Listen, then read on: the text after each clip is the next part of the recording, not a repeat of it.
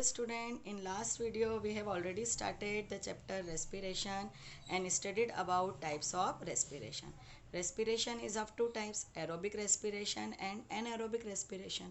Aerobic, but what are the difference between aerobic and anaerobic respiration?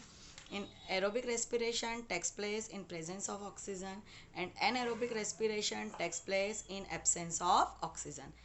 In aerobic respiration, the end product are carbon dioxide plus water plus energy release होती है.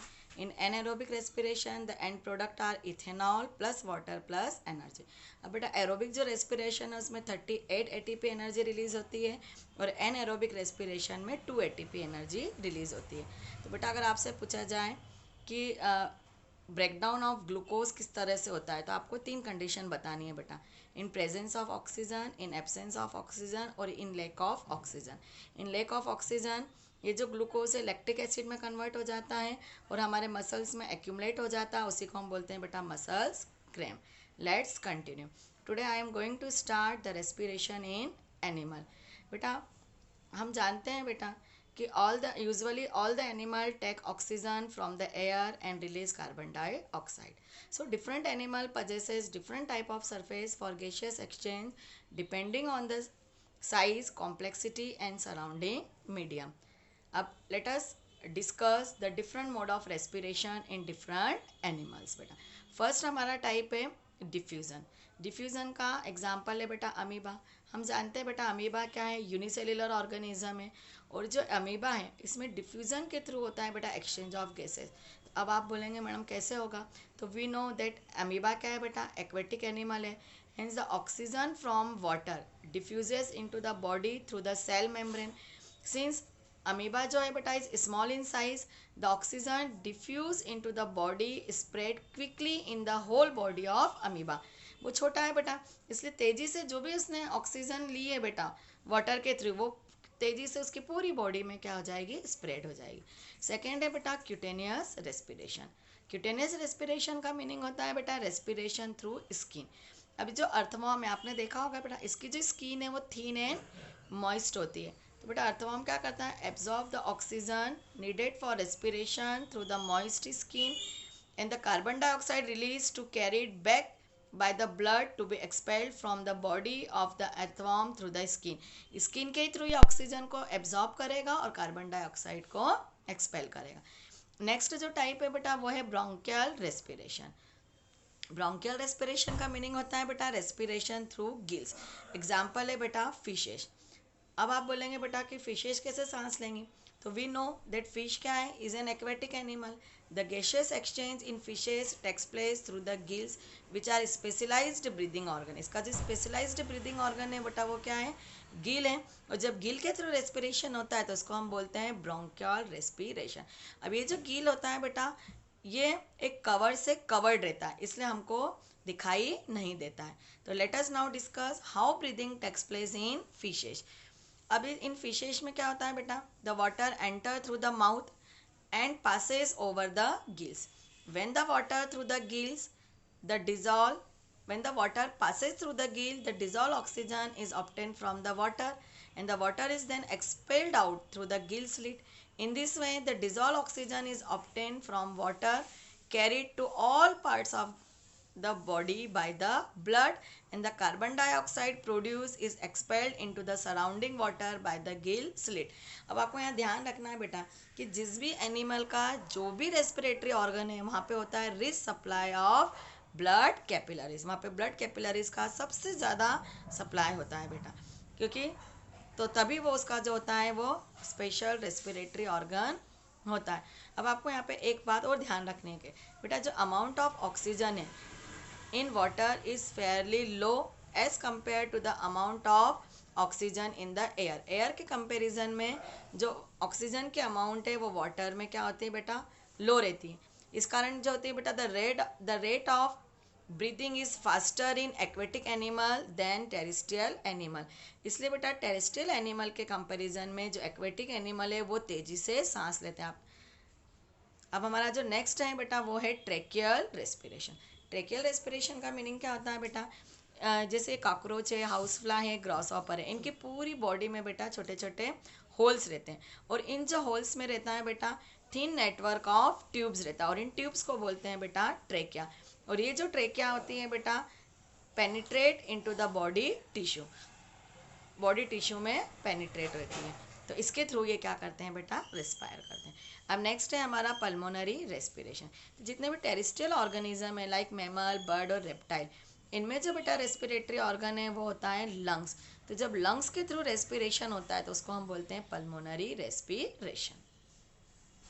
अब बेटा हमारा जो next topic है वो है रेस्पिरेशन इन ह्यूमन। तो the major organ of respiratory organ are, human में मेजर ऑर्गन क्या है बेटा रेस्पिरेटरी ऑर्गन के, तो फर्स्ट है बेटा नोस्ट्रिल। ये जो हमारी नोज की लोअर एंड है बेटा, यहाँ पे आपको दो होल्स दिखते हैं, इसको हम बोलते हैं नोस्ट्रिल। तो सबसे पहले एयर किसके थ्रू एंटर करती है, इन नोस्ट्रिल के थ्रू एंटर करती हैं, और कहाँ पहुँचती हैं बेटा नेजल कैविटी। अभी जो नेजल कैविटी में हमारे हेयर प्रेजेंट रहते हैं, साथ में एक स्टिकी लिक्विड होता है जिसको हम बोलते हैं बेटा म्यूकस। अब ये हेयर क्यों प्रेजेंट होते हैं बेटा, ताकि जो भी डस्ट पार्टिकल हैं या जो भी इम्प्योरिटी है उसको ये ट्रैप कर लेते हैं, और क्लीन एयर जो है हमारे लंग्स में पहुँचती है। और सेकेंड जो पार्ट है बेटा वो है, नेक्स्ट जो पार्ट है वो है बेटा फेरिंग्स। अभी जो नेजल कैविटी है बेटा, एक छोटी सी वर्टिकल ट्यूब रहती है जो रहती है back of the buccal cavity, वहाँ पे ओपन रहती हैं। अब आपको यहाँ ध्यान रखना है कि it is the common passage for both respiratory and digestive system. अब यहाँ नेजल कैविटी से जो एयर है कहाँ एंटर करती हैं बेटा फेरिंग्स में, फेरिंग्स से फिर वो एंटर करती हैं बेटा ट्रेकिया में। अब ये जो फेरिंग्स है बेटा, ये ट्रेकिया में ओपन होता है एक एपर्चर के थ्रू जिसको हम बोलते हैं ग्लॉटिस। ये ग्लॉटिस जो है बेटा remain open accept during swallowing। जब हम खाना खाते हैं उसको छोड़ के ये हमेशा क्या रहता है ओपन रहता है। And the glottis has a leaf like cartilaginous flap called epiglottis. इसमें एक कार्टिलेज का बना हुआ फ्लैप होता है जिसको हम बोलते हैं बेटा epiglottis. Epiglottis closes the glottis to check the entry of food. ये इपिग्लॉटिस क्या करता है, जब हम खाना खाते हैं ग्लॉटिस को चेक करता है कि यहाँ पे फूड की एंट्री नहीं हो। कभी कभी आपने देखा होगा कि खाना खाते खाते हमको ठसका लगता है, क्योंकि कभी कभार बेटा हो सकता है कि जो फूड पार्टिकल है वो कहाँ एंटर कर गया हो, ग्लॉटिस में एंटर कर गया हो, तो हमको क्या लगता है बेटा ठसका लगता है। अब फेरिंग्स के बाद नीचे बेटा एक छोटा सा जो पार्ट है उसको हम बोलते हैं लैरिंग्स। लैरिंग्स का अदर नेम है वॉइस बॉक्स। इस वॉइस बॉक्स में हमारी a pair of vocal card present रहती हैं। जब ये वोकल कार्ड वाइब्रेट होती है तो बेटा साउंड प्रोड्यूस होता है। अब लैरिंग्स जो है वो ओपन होता है बेटा ट्रेकिया में। ट्रेकिया क्या है बेटा, थिन वॉल ट्यूब है, इसको हम कॉमनली विंड पाइप भी कहते हैं बेटा। अब ये जो ट्रेकिया है बेटा, जैसा कि आपको डायग्राम में दिख रही है, डिवाइड इनटू टू ब्रांच। देखिए आप, दो ब्रांच में डिवाइड हो रही है, इसको हम बोलते हैं ब्रोंकिया। अब ये जो टू ब्रांचेस है बेटा फर्दर डिवाइड एंड रीडिवाइड, देखिए आप फिर से डिवाइड हो रही है और रीडिवाइड हो रही है। अब bronchia divide further to produce very fine tubes called bronchioles. अब ये जब ब्रोंकिया डिवाइड होती है बेटा तब इसको हम बोलते हैं bronchioles. Bronchiole further give rise to alveolar sac और एल्व्यूलाई।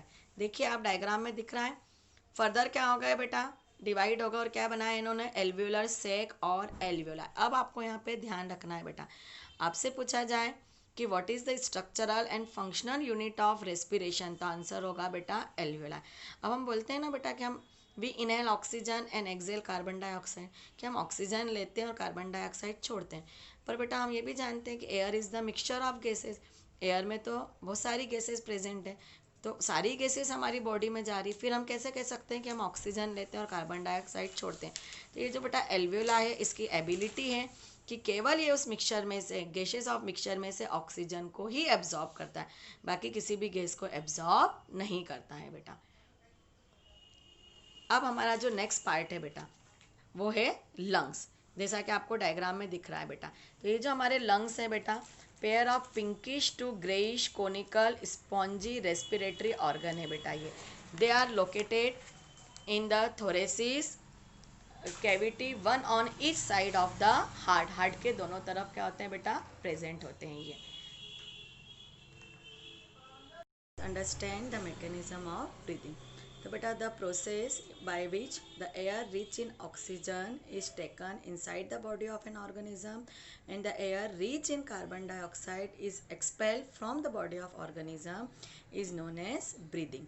अब जो हमारा रेस्पिरेटरी ऑर्गन है या हम कह सकते हैं बेटा जो लंग्स है हमारे, ये रहते हैं hang in air tight space, एक एयर टाइट स्पेस में हैंग रहते हैं in our body called chest cavity, chest cavity बोलते हैं बेटा उसको। और ये जो चेस्ट कैविटी है बेटा, ये स्ट्रक्चर जो है वो form by the ribs and bones का बना हुआ स्ट्रक्चर है, to which they are attached is called rib cage. और जिससे ये हमारे लंग्स अटैच होते हैं इसको हम बोलते हैं बेटा रिब केज।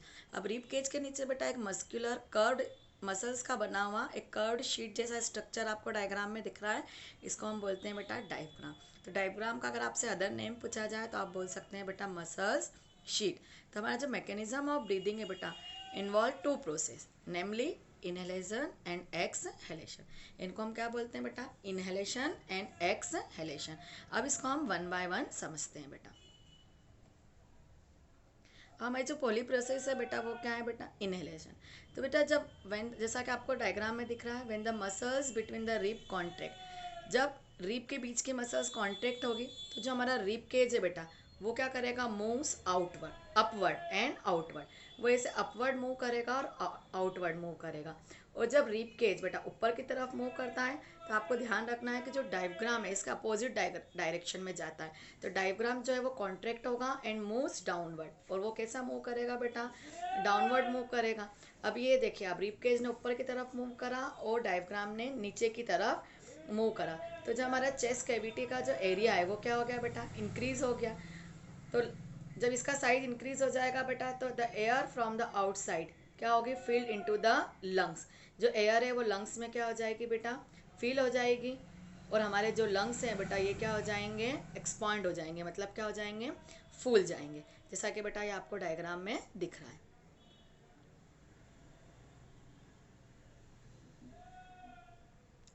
अब हमारी जो नेक्स्ट प्रोसेस है वो क्या है बेटा, एक्सेलेशन। अब एक्सेलेशन में क्या होगा कि जो मसल्स है बिटवीन द रिब्स वो रिलैक्स होगी और साथ में डायफ्राम भी क्या होगा बेटा, रिलैक्स होगा। तो मसल्स बिटवीन द रिब्स जब रिलैक्स होगी तो जो हमारा रिब केज है बेटा वो मूव्स कैसा करेगा, डाउनवर्ड मूव करेगा। जब रिब केज डाउनवर्ड जाएगा तो जो डायफ्राम है ये कैसा जाएगा बेटा, रिलैक्स होके अपवर्ड जाएगा। अब देखिए तो क्या होगा, इस कंडीशन में जो चेस्ट कैविटी का एरिया है वो क्या हो जाएगा बेटा, डिक्रीज हो जाएगा। और जब वो डिक्रीज हो जाएगा तो जो लंग्स के अंदर की एयर है वो क्या हो जाएगी, मूव आउटसाइड, वो क्या होगी बेटा, बाहर निकल जाएगा। तो इस तरह से हम क्या करते हैं बेटा, इनहेल ऑक्सीजन और एक्सहेल कार्बन डाइऑक्साइड।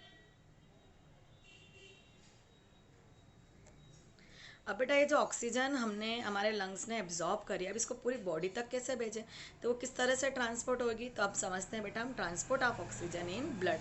तो जैसा कि आपको डायग्राम में दिख रहा है बेटा कि ऑक्सीजन फ्रॉम द लंग्स ये कहाँ आई, हमारे ब्लड में ही। अब हमारे ब्लड में जो है बेटा एक पिगमेंट होता है जिसको हम बोलते हैं हीमोग्लोबिन।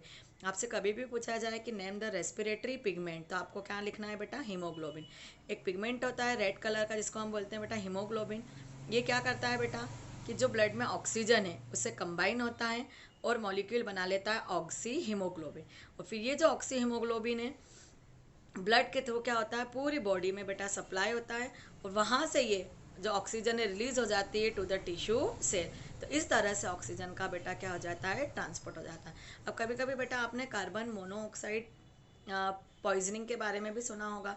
तो जो कार्बन मोनोऑक्साइड है जो हमारे व्हीकल से रिलीज होती है, अगर किसी व्यक्ति ने उसको क्या कर लिया बेटा, इनहेल कर लिया, तो ये जो हीमोग्लोबिन है इसकी मोर अफिनिटी होती है for carbon dioxide than oxygen. तो ये क्या करता है, कार्बन मोनोऑक्साइड इस हीमोग्लोबिन से कंबाइन हो जाता है और जो ऑक्सीजन को है ब्रेन और पूरी बॉडी तक सप्लाई करने से रोक देता है। हीमोग्लोबिन पूरी बॉडी को या ब्रेन को क्या करता है, ऑक्सीजन सप्लाई नहीं कर पाता। तो इस कंडीशन में जो पर्सन है वो क्या हो जाता है बेटा, अनकॉन्शियस हो जाता है और इसी को हम बोलते हैं कार्बन मोनोऑक्साइड पॉइजनिंग। तो ये बेटा हमारा चैप्टर कंप्लीट हो गया है। अब जो नेक्स्ट चैप्टर है हम नेक्स्ट वीडियो में डिस्कस करेंगे।